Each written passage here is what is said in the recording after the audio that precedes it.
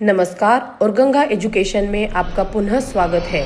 इस प्लेटफॉर्म पर आपको विधिक क्षेत्र से संबंधित महत्वपूर्ण विषयों पर व्याख्यान, विधि से जुड़े हुए प्रतियोगी परीक्षाओं की तैयारी, महत्वपूर्ण कानूनी तथ्य तथा विधिक इतिहास से संबंधित सामग्री सरल और व्यवस्थित रूप में उपलब्ध होगी। आज के इस वीडियो में एक और इम्पॉर्टेंट केस लॉ आज हम डिस्कस करेंगे, that is Tejani versus Dange.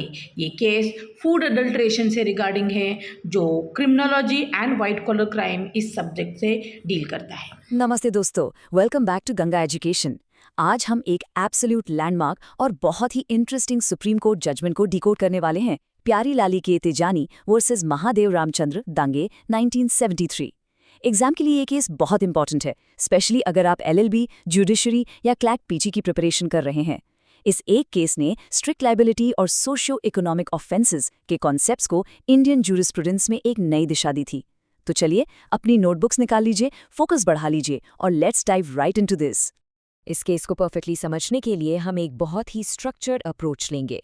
हम स्टार्ट करेंगे इंट्रो ऑफ फैक्ट से, फिर लीगल प्रोविजंस और इश्यूज को समझेंगे, उसके बाद court room arguments, supreme court की रीजनिंग, फाइनल जजमेंट देखेंगे और आखिर में क्रिटिकल एनालिसिस और एक क्विक क्विज करेंगे। ये स्ट्रक्चर आपको परफेक्ट मेंस आंसर्स फ्रेम करने में बहुत हेल्प करेगा।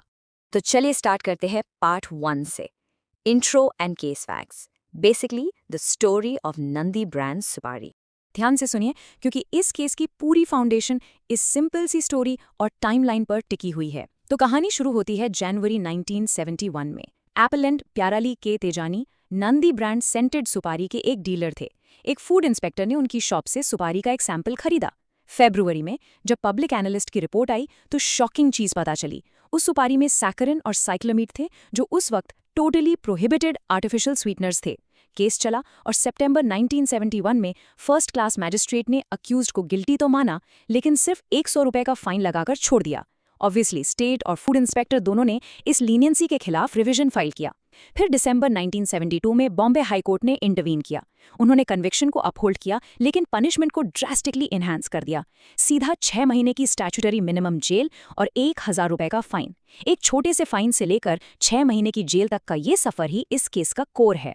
आगे बढ़ते हैं सेक्शन 2 की तरफ, लीगल प्रोविजंस और क्या मेजर इश्यूज थे इस केस में। Let's break down the law.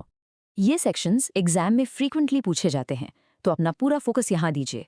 इस केस का framework prevention of food adulteration act यानी पीएफए एक्ट 1954 पर बेस्ड है। इसमें सबसे क्रूशल है सेक्शन 2 क्लॉज वी, जो फूड को डिफाइन करता है।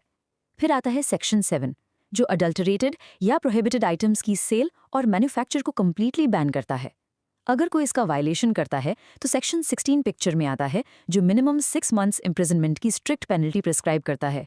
और इस स्पेसिफिक केस में रूल्स 44G और 47 अप्लाई होते थे, जिन्होंने एक्सप्लिसिटली इन आर्टिफिशियल स्वीटनर्स को बैन किया था।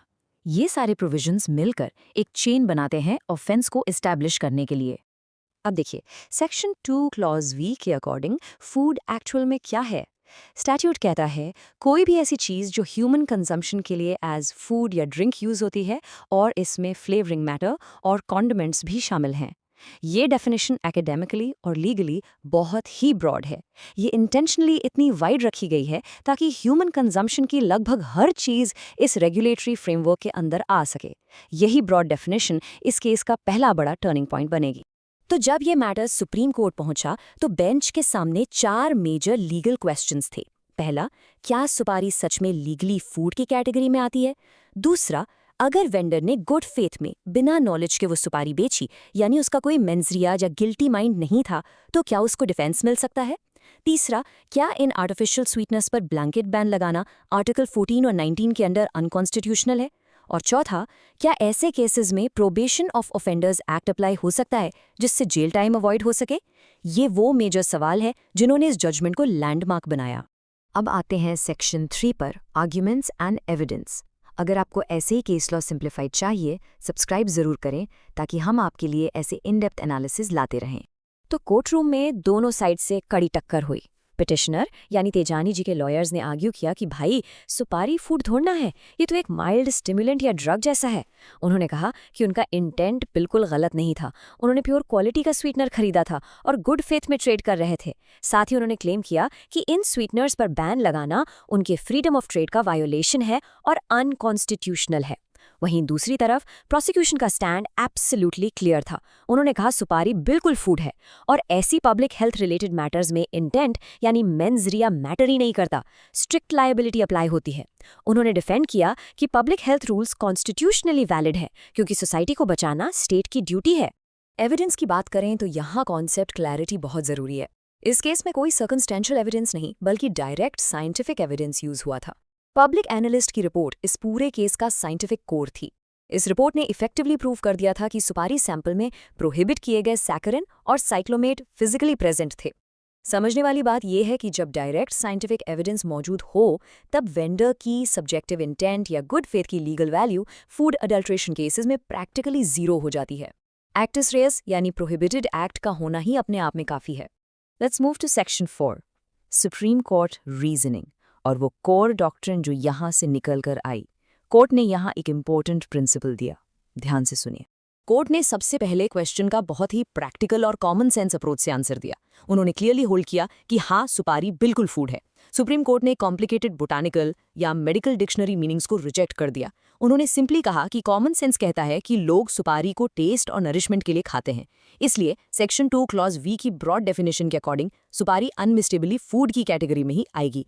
ये कॉन्सेप्ट याद रखना दोस्तों। जस्टिस VR कृष्णा अय्यर जिन्होंने ये हिस्टोरिक जजमेंट लिखी, उनका ये कोर्ट लीगली बहुत पावरफुल है। उन्होंने लिखा, in food offences strict liability is the rule, intention to commit a breach of statute need not be shown. इसका सीधा सा मतलब है कि सोशल डिफेंस यानी सोसाइटी और आम जनता की पब्लिक हेल्थ को बचाना एक इंडिविजुअल की बिजनेस फ्रीडम से बहुत ऊपर है। ऐसे केसेस में प्रोसिक्यूशन को आपका गलत इंटेंशन प्रूव करने की जरूरत ही नहीं है। इस कॉन्सेप्ट को अपने दिमाग में अच्छे से सेट कर लीजिए। स्ट्रिक्ट लायबिलिटी वर्सेस मेंस रिया। नॉर्मली क्रिमिनल लॉ का बेसिक प्रिंसिपल है कि मेंस रिया यानी गिल्टी माइंड बहुत जरूरी होता है कन्विक्शन के लिए। लेकिन सुप्रीम कोर्ट ने तिजानी केस में क्लियरली एस्टैब्लिश किया कि सोशियो इकोनॉमिक और फूड अडल्टरेशन ऑफेंसेस में स्ट्रिक्ट लायबिलिटी अप्लाई होती है। सिर्फ एक्टस रेयस यानी वो प्रोहिबिटेड काम करना वही गिल्ट डिटर्मिन करता है। पब्लिक हेल्थ खतरे में आई, बस यही फैक्टर इंपॉर्टेंट है। आपका इंटेंशन अच्छा था या आपको लॉ नहीं पता था, ये एक्सक्यूज PFA एक्ट के अंडर बिल्कुल नहीं चलेगा। फिर आई बात कॉन्स्टिट्यूशनैलिटी की। कोर्ट ने पिटिशनर्स के आर्टिकल 14 और 19 के आर्ग्यूमेंट्स को पूरी तरह से खारिज कर दिया।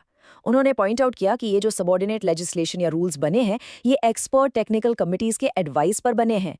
सैक्रिन और साइक्लोमेट से पोटेंशियल कैंसर रिस्क हो सकते हैं, तो उन्हें बैन करना पब्लिक हेल्थ के लिए एक एब्सोल्युटली वैलिड रिस्ट्रिक्शन है। रही बात डिस्क्रिमिनेशन की कि कोल्ड ड्रिंक्स में थोड़ा अलाउंस क्यों है और सुपारी में क्यों नहीं, तो कोर्ट ने क्लियर किया कि इसका लॉजिकल बेसिस इनटेक लेवल्स पर डिपेंड करता है। और सबसे बड़ा रूल जो कोर्ट ने यहाँ रीआइट्रेट किया वो ये था कि judicial review expert policy making के मामलों में इंटरफेयर नहीं करेगा जब तक वो रूल क्लियरली आर्बिट्ररी ना हो। अब आते हैं सेक्शन 5 पर, judgment and impact, the final verdict of the supreme court. तो फाइनली सुप्रीम कोर्ट ने इस अपील का क्या किया? वेल, सुप्रीम कोर्ट ने प्याराली के तेजानी की अपील कंप्लीटली डिसमिस कर दी। हाई कोर्ट का डिसीजन टेक्निकली और लीगली अपहोल्ड हुआ।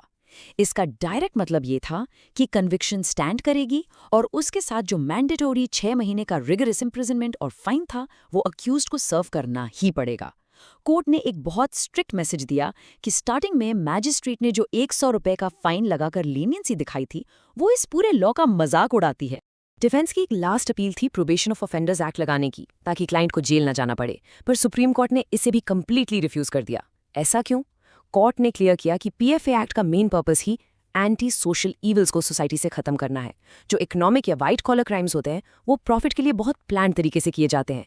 यहाँ प्रोबेशन जैसी सॉफ्ट अप्रोच काम नहीं आएगी। स्ट्रिक्ट डिटरेंस बहुत जरूरी है।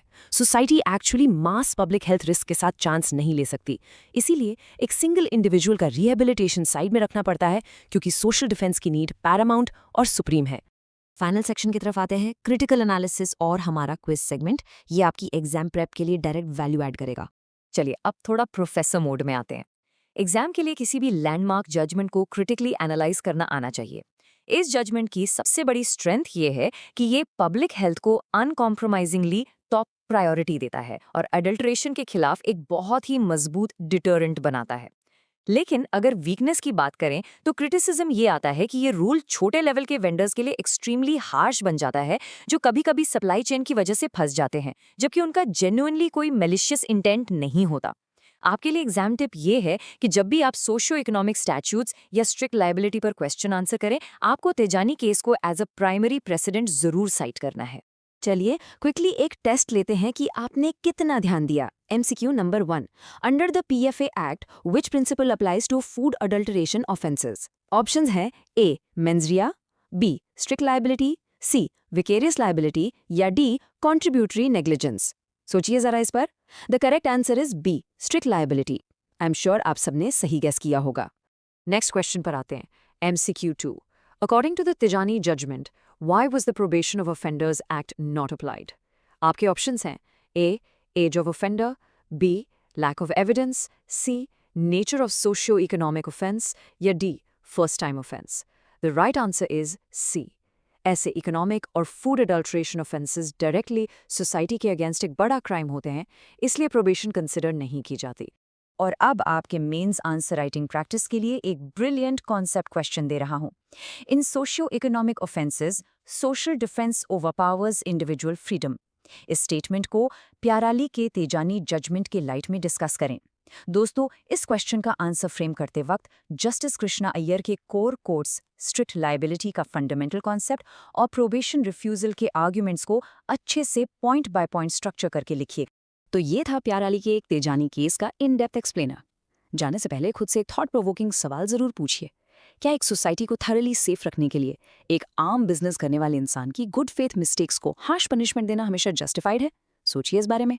अगर ये सेशन आपके कॉन्सेप्ट्स क्लियर करने में हेल्पफुल रहा तो प्लीज़ इस वीडियो को लाइक करें, दोस्तों के साथ शेयर करें और गंगा एजुकेशन को सब्सक्राइब करें। यहाँ लॉ समझाया जाता है। अपने आंसर्स और थॉट्स डेफिनेटली कमेंट्स में ड्रॉप करें। मैं मिलती हूँ आपसे अगले सुपर एसेंशियल केस लॉ के साथ। तब तक के लिए कीप रीडिंग, कीप रिवाइजिंग। इस सत्र को देखने के लिए धन्यवाद। यदि यह व्याख्यान आपको उपयोगी लगा है तो कृपया लाइक, शेयर और गंगा एजुकेशन को सब्सक्राइब करें और आगे भी ऐसे महत्वपूर्ण विधि व्याख्यानों के लिए जुड़े रहें।